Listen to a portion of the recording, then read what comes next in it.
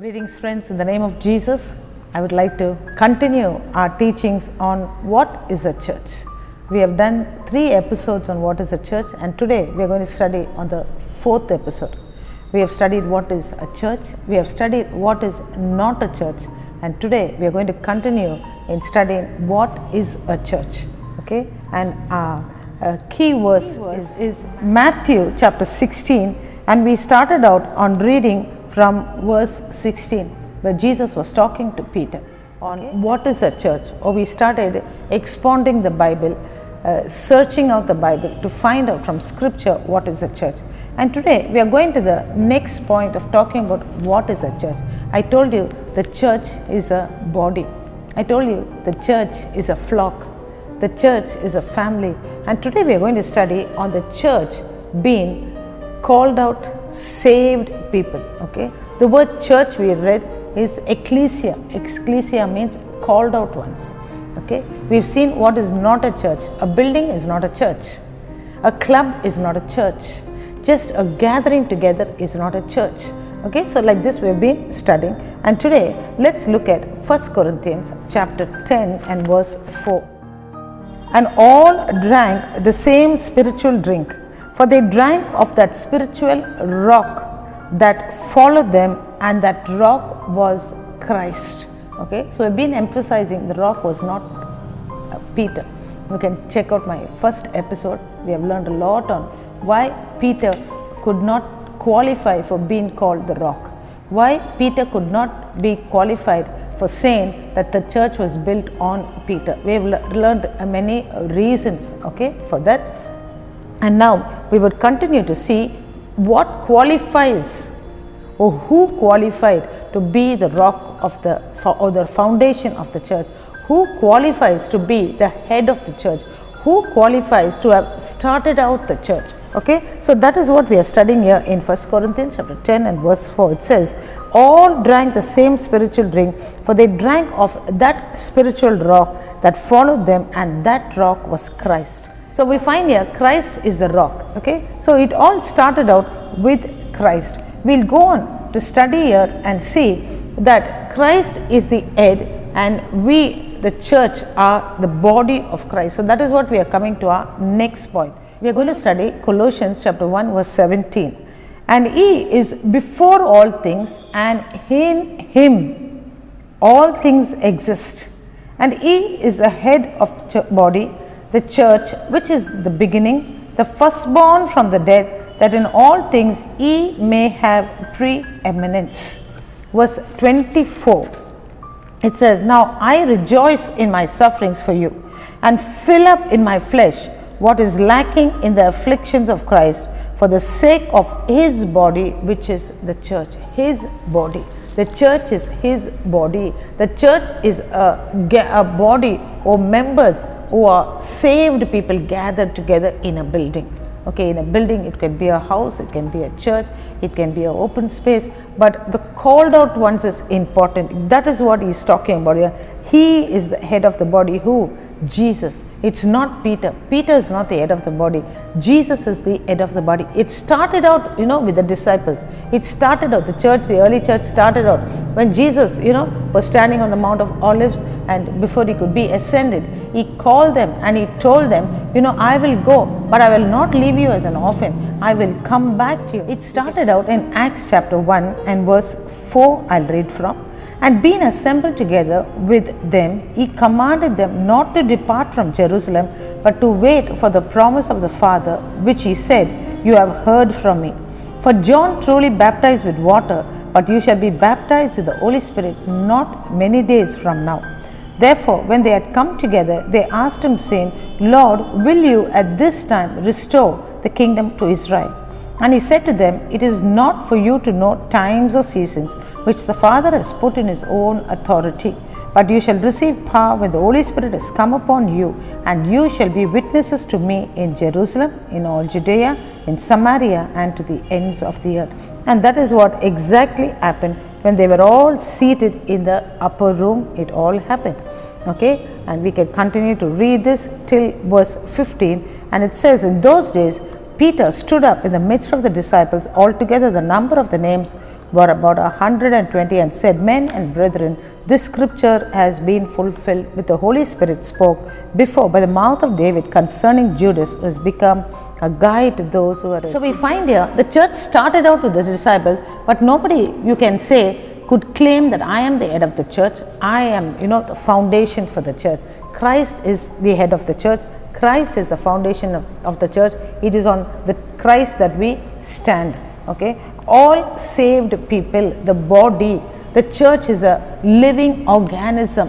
It is not, usually what we do is when we pass by a building, if it has a high steeple, if it has a bell, if it has a looking from out, the appearance outside, to our understanding about what a church is, a white building, with a steeple, with a bell, we say, oh, what a lovely church this is. That is a church building. It is a building where the church gathers. The church is not that building. It is you and I, a saved ones, washed by the blood of Jesus, called out.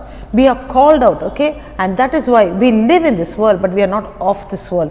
When we come and become a child of God, our language changes. I've taught you already in Galatians 4:4, it says, in the fullness of time, Christ came. What was that fullness of time? One of the reasons, the political reason was Rome was having the upper hand now. Rome was, colonizing many places. And according to their system of colonizing people, they were not like the Persians, they were not like the Egyptians, they were not like the Babylonians who destroyed people or took out the best people and went to the country. No, the Romans kept the people in their own place.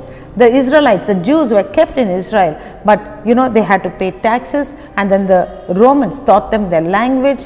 Okay, the Greek came into being, the Romans taught them their habits, and see, this is how colonization works. When the British came to India, they taught us their language, they taught us their eating, they taught us to drink tea, they taught us to eat bread, they taught us to dress put on a pant and shirt. See, this is how the British people taught us. That was colonization. They would keep the people in their own place and they would bring their system, way of living. The same way Christ, when we accept Him, we continue to live in wherever we live, the place on this earth, but the way of living changes, our language changes. We don't dress the same vulgar way that we used to dress. We don't use the vulgar language that we used to use. We don't look the same. Have you heard people saying, you do look so different? The love of God, the anointing of God, the presence of God is seen in us and has to be seen in us. If it's not seen in us, then you should check out and see whether you are called out, whether you are saved, okay? But it has to be there. The language has to change. It will change, okay? Unless and until you really didn't make a commitment with Christ, okay? So that is what is called the called out one, the body, and that is what we are studying on. Church is the all saved people called out, brought in. Ecclesia, that is word church, called out from the world. We live in this world, but we are not of this world. Okay, we are called out. And how do we get called out? Does Jesus select us? Does the Lord, look on favorism? No. Romans chapter 10 and verse 9 and 10, if we study, and it says here, and if you confess with your mouth the Lord Jesus and believe in your heart that God has raised Him from the dead, you will be saved. For with the heart one believes unto righteousness, and with the mouth confession is made unto salvation. See, this is it. There are, so many opportunities that the Lord has given us. Nobody could claim and say, she came and told me, or he came and told me, pastor came and told me, okay, Sister Patricia came and told me and I got saved. No. If you look at a person's history, if you look at how they got saved, it would have gone through a process of time. Hebrews, the book of Hebrews chapter 1, it talks about it. It takes a process of time. It's not just like one person goes and tells you about Jesus and at once you get saved and that person gets the glory. That's not the way. Hebrews chapter 1, it tells you, God who at various times and in various ways spoke in time past to the fathers by the prophets. In various time, in various ways. That is what happened to you. That is what happened to me. Many a times somebody would have told us about Jesus. We would have rejected. We would have forgotten. We would have went against Him. But there will come a time in our life that we would accept Him. Okay, a time of need. or sometimes just a time of longing to have a close relationship with Jesus. I was like that. It's not that I wandered and I went to a bad track, but I always, even though I used to go to a place called church, even though I used to go to a place called worship, but it was not at all a worship. There was only sitting and standing and kneeling and closing your eyes, and many activities was going there. Body language was different there. We had to follow the leader of whatever he used to do, we had to do. But there was no personal relationship with God. If you wanted to talk to God, you had to have an intercessor. You had to go through some saint. You had to go through some other person. You had to pay for your sins. You had to go and tell man your sins, confess your sins to man. It had nothing to do with what the Bible called a church, a way of worship. Okay, so I always had a longing in my heart and thought, there was a vacuum there. Thought, this is not worship, this is not God. I didn't like it till I came to a time when somebody took me to this church. An incident led me to that church. Okay, a healing in my family took place. A supernatural healing for my nephew that led us to that church. And then the moment I entered there, the moment I sat there, the moment I heard what was going on there, I said, this is it. This is the word of God. This is fellowship. This is praising God. And that is how I came into it. I made a decision. God led me there. An opportunity was opened up. I was led there. Then I made a decision. I went forward and I said, I want to accept this Jesus. I believed in my heart. I confessed with my mouth and I became a child of God. I was called. I came out. God called me out. Same way, brothers and sisters, today you who are watching this program, maybe this program itself is an opportunity for you to open up and learn about God. Maybe you are thinking you're a Christian. Maybe you're thinking you have a relationship with God, but you're far away from the truth. You do not have a relationship with God. You are reading prayers from a book that is written centuries ago. It has nothing to do with our life today. Centuries ago it is written. Okay, people out of their anguish, out of their pain, out of their sorrow, some of them out of their joy, they, with their experience, they wrote a book, and you are every time reading that book. That is not prayer. Prayer is talking to your Father. Prayer is talking to your daddy. I don't need somebody to, to come and tell me every time what to talk to my mummy, what to talk to my daddy. As a small baby, even my mom and dad taught me. They taught me, and then I developed, I learned as I grew. I don't need anybody to come and talk to me. And even as a small baby, even as a child who is just learning to talk, you don't need your neighbor to come and tell you, ask mommy for milk, ask mommy for breakfast. No. You know how to ask mommy, you know how to have a personal relationship with your daddy, your mommy, your family. The same way, when you become a child of God, when you are called out into this family, you talk to your daddy. You have a personal relationship. You don't have to have a tutor to teach you. You don't have to have an intercessor to teach you. You don't have to have a prayer book to teach you how to talk to God. David says, I sing out a new song unto God. What was that? It was not about, every time I'm writing a new song or buying a new songbook and singing. Of course, we follow songbooks just for uniformity. But notice when you enter into worship, when you start praising God with the help of a songbook you're singing, suddenly you don't, without even realizing, words come out of your mouth. Experiences come out of your mouth, from your heart, and you start singing it to God. You start thanking God for the different experiences that God has given you, different joys that God has given you, different battles that God has caused you to win. I don't know everything that you went through. You don't know everything that I went through. But certain things that I tell you may not even seem important to you, but it is so important to me. I know from the bottom of my heart, I keep thanking God. I worship it. That is prayer. That is fellowship. That is, being in the body. You don't have anybody to tell you. See, my hand is here. If a mosquito comes and bites me or some place stings me, I don't have to tell my hand, go and hit it. It's a reflex action. Automatically my hand, even when I'm sleeping, it will tap it. It's like that for a believer. When you become a child of God, automatically when something good happens, you praise God. Something you think is going bad, you say, Lord, please, Lord, show me what is wrong, why it's happening. You cry out, Lord, help me. You don't have to go run search for the church building, run and search for a person there to pray for you and save you at that moment. You just cry out to your daddy. That is what he's talking about here. Saved people. People who come into the church. The church is a living organism. We are living. As long as you're living, you talk. You have fellowship. You smile. Sometimes you get angry with your daddy. Sometimes you get angry with God. Say, God, why God? How long, God? See, this is a church. A church is not a building. Many people think that the building is the church, and many people think every person in that building are a child of God or are a believer, a Christian. To the world today, Christianity has got a very wrong concept. Christianity to them is being misunderstood, because to the world today, it thinks Christian, it means the Christians or the people who come under the largest denomination, largest banner, okay, of a denomination called Christians, and they think they are the Christians. And so they say, yeah, okay, Christians also worship idols, we also worship idols. Christians, they worship a lady, they call her Mary. We worship a lady, we say Mary. What is the difference? In Christian, they light candles. In another religion, we light incense, we light the camphor. What is the difference? They put flowers on their God's photo. We could also put flowers on our God's photo. They put flowers on their God's photo because their God is dead. They put flowers on a person who is dead.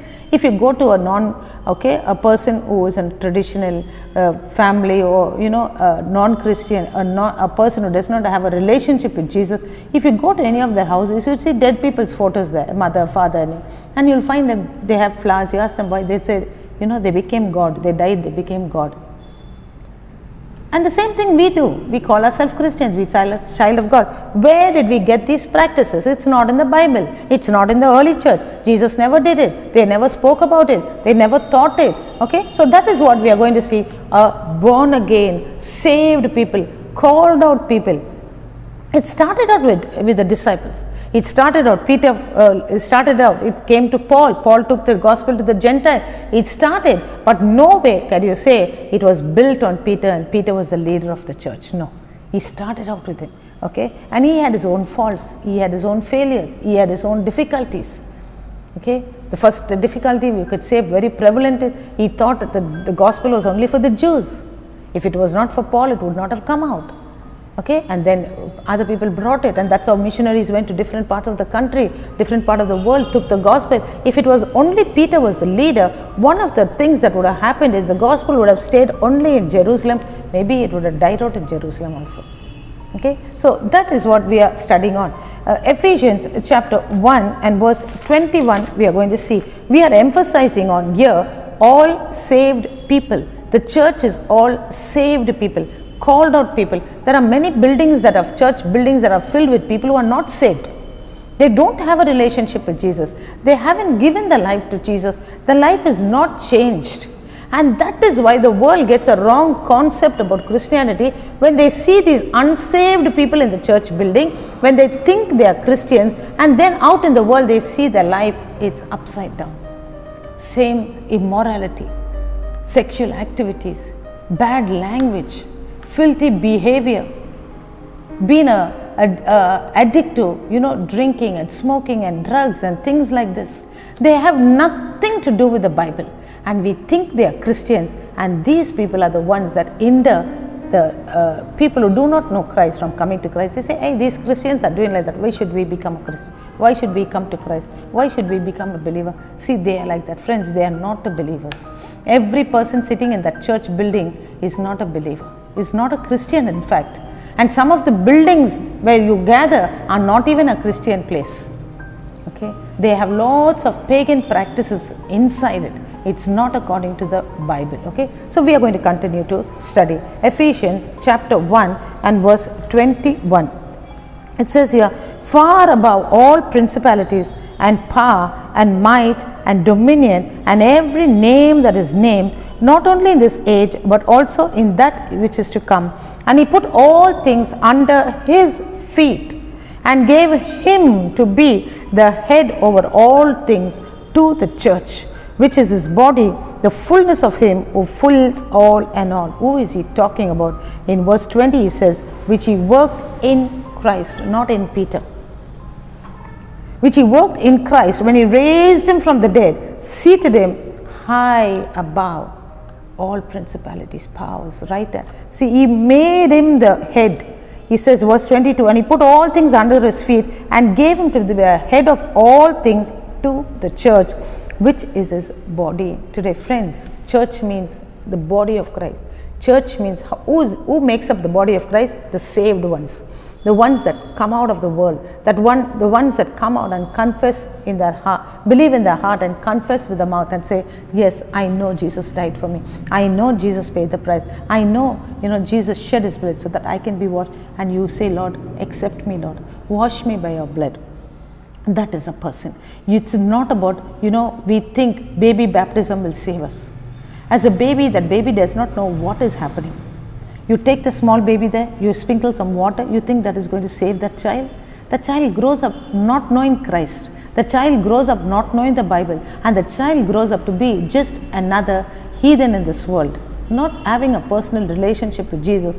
And that is why in the process of time, when the non-Christians, when those who do not know Jesus, when the world sees this person, says, oh, he has been baptized, he is in the church from the time he is born, and yet he does not know Jesus. No, friends. The child does not know Jesus. You have to come to a personal relationship. The word baptism, in Tamil it was beautifully translated. It says, Jnana Snyanam. Jnana means wisdom and Snyanam means being immersed. So the word here, baptizo, means to immerse. Okay, it was a Latin word and we did not want to translate it. If we had to translate it and put it in the English Bible, it should have said, and you should be immersed in water. But if we put immersed there, the church at that time was practicing sprinkling baptism. They were practicing baby baptism. And so, if it is going to be translated, the word baptizo or baptism was translated, the people would question and say, it says here immersed, why are you sprinkling on me? And so they comfortably, to be on the safe side, to protect that doctrine of this, they took the word baptism and put it in the Bible, in the English Bible, which is not an English word. Okay, immerse. And when you immerse, when you come to your senses, according to Romans here 10, 9 and 10, it says, you believe in your heart. A small baby, 6 months baby, 1 year baby, can it believe in its heart? Can it believe that Jesus died, rose again? Can it believe? You should believe in your heart, confess with your mouth. Can a small baby say, yes, I believe Jesus? See, this is not it. This is not baptism. This is not, coming into a relationship with Jesus. It's a bride of Christ. Church is a bride. Okay, I'm going to give you another series on that, another episode on that, bride of Christ. And so a bride, as a small baby, you don't become a bride. So that is why we are studying here on Christ, on the church. What is the church? The saved people. In the building there can be unsaved. The church building is filled. It's like an hospital. Sick people are there, different types of sicknesses, some serious cases are there. Okay, different people, and they come there for healing. Whether they are healed or not, I don't know, but they come there. And so you cannot classify everybody and say this is the church. Church are the saved people, the called out people. Ephesians chapter 5 and verse 23, it says here, for the husband is the head of the wife, as also Christ is the head of the church, and he is the savior of the body. Christ, he is the head. It does not say Peter is the head of the church. It says Christ is the head of the church. It does not say Peter is the savior of the body. Okay, it says Christ is the savior of the body.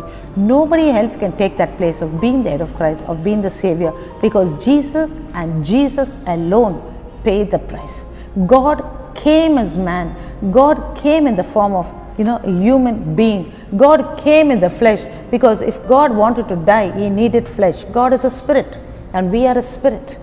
Okay, that is why our spirit, God said in that day, he says in John chapter 4, he talks to the Samaritan woman, he says, on a day will come when you will worship me in spirit and truth, because God is a spirit. When we get born again, our spirit is born new on the inside.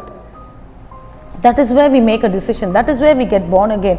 We become new and we have a personal relationship. So God being spirit, he cannot die. So he needed a body to die. He needed flesh and blood to shed his blood. And that is why he came in the form of man. And he can have he has the authority. He is the only one who could rightfully say, I am the savior of the church, of the saved people, of the people who have been called out. Ephesians chapter 2 and verse 14, if we start reading from it, it says here, for he himself is our peace, who has made both one and has broken down the middle wall of separation. Remember, the temple had a curtain there that separated the most holy place from the holy place, and even that only the priest can go, and the human and the believer or the child of God could stand in the outer court. If you see any Hindu temple right now, they have that same, follow that same pattern, the outer court, the inner court, and the most holy court, and there only the priest can go. But today, for a child of God, you and me, washed by the blood of Jesus, it is not like that. You can just walk in we are walking in the street, you can say, Abba Father, I come to you in the name of Jesus. Just using the blood of Jesus. They take a plate in the hand, they take offerings in the hand, and they go into the presence of God. They take blood of animals still today and go into the presence of God. But we walk into the presence of God with the name of Jesus on our lips. By ourselves we cannot do it. It's not possible, because we are still, we are born again in the spirit. It's become new, but our mind is still the same, our body is still the same. After I accepted Jesus, my body did not change, my mind did not change, but my spirit became brand new, washed by the blood of Jesus. And now I have to teach my mind to follow my spirit, because so long this body was following my mind, and my mind was following everything that it was picking up from this world. But now my spirit, born again, you know what it has to do? It has to teach my mind, and my mind has to obey, because so long my spirit was listening to my mind, because it was dead. My spirit was dead in sin. It had no activity with God. Today, if you are sitting in a church building, if you don't have a relationship with Jesus, your spirit also is dead. It has nothing to do with God, because God is a spirit. God is not a statue. God is not those non-living things that you have there, inanimate things there. God is a living being. God is a spirit. And when you don't have a relationship with God in your spirit, that means you are not born again. You just come, like a rope, or you just enter into the church, you just kneel down, you just put on the sign of the cross, you just kiss on the statues, and you walk up. It had nothing to do with God, because God is a spirit. So friends, if you want to come into a relationship with Jesus, you have to be born again in your spirit. And when you're born again in your spirit becomes so active and sensitive to God. Any small thing that you think of doing wrong also, at once your spirit, it will put on a light and tell you it's wrong, it's wrong. Your conscience starts pricking you. So long your conscience was dead. You could speak any bad word, it would satisfy you. If your opponent, if your enemy spoke one bad word, you will speak 10 words. And you will feel satisfied. But once you become a child of God, if you even think of speaking a bad word, something goes off here. The siren goes off and it tells you it's wrong, it's wrong. But there are people, even though they are born again, if they keep on doing that wrong thing, if they keep on getting angry, keep on speaking bad words, not obeying that initiative inside, the Holy Spirit inside warning you, then they'll become seared, the Bible said, in their conscience. And that's the time when you become seared in your conscience and the Holy Spirit leaves you. So you just become a carnal person, just like anybody else. Okay, so that is it. As we study on what is a church, I will teach you on that part. So that is why people get confused. He says he is born again. One person is not born again. He is dead. Okay, he is dead. He does not know Jesus. Another person knows Jesus, but he behaves like an unbeliever. One guy is unbeliever, another guy is a believer, and the third guy is a believer but behaves like an unbeliever. He is a carnal guy. He is the most dangerous guy.